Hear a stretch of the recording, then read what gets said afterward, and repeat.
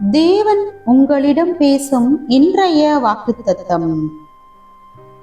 நானோ யாக்கோபுக்கு அவன் மீறுதலையும் இஸ்ரவேலுக்கு அவன் பாவத்தையும் அறிவிக்கும்படி கர்த்தருடைய ஆவி அருளிய பலத்தினாலும் நியாயத்தினாலும் பராக்கிரமத்தினாலும் நிரப்பப்பட்டிருக்கிறேன். மிகா 3:8 இவ்வாறு கூறுகிறது. ஆர்ப்பரிக்கும் கடல் அலைகளையோ அல்லது வேகமாக ஓடும் ஆற்றையோ சாதாரணமாக பார்த்தால் அது வெறும் தண்ணீராக மட்டுமே தெரியும். ஆனால் அந்த தண்ணீரை ஒரு நீர்மின் நிலையத்தின் ராட்சத சக்கரங்கள் வழியாக செலுத்தும் போது அங்கே ஒரு மாபெரும் மின்சக்தி உருவாகிறது.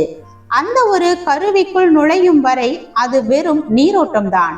ஆனால் அதற்குள் சென்றவுடன் அது ஒரு நகரத்திற்கே ஒளி கொடுக்கக்கூடிய வல்லமையாக மாறுகிறது. இன்று உங்கள் வாழ்க்கையிலும் நீங்கள் ஒரு சாதாரண மனிதராக உங்களை உணரலாம். எனக்கு என்ன திறமை இருக்கிறது? என்னால் என்ன திறமை? எப்படி எதை செய்ய முடியும்?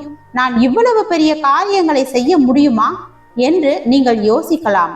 வேதம் இன்று உங்களுக்கு சொல்லும் ரகசியம், கர்த்தருடைய ஆவியினால் பலத்த நிறைந்தவனாகி ஒரு இயந்திரத்துக்குள் தண்ணீர் பாயும் போது அது எப்படி சக்தியாக மாறுகிறதோ அப்படியே இறைவனுடைய ஆவி உங்களுக்குள் வரும்போது உங்கள் சாதாரணமான உழைப்பும் பேச்சும் மாபெரும் பராக்கிரமமாக வலிமையாக மாறும்.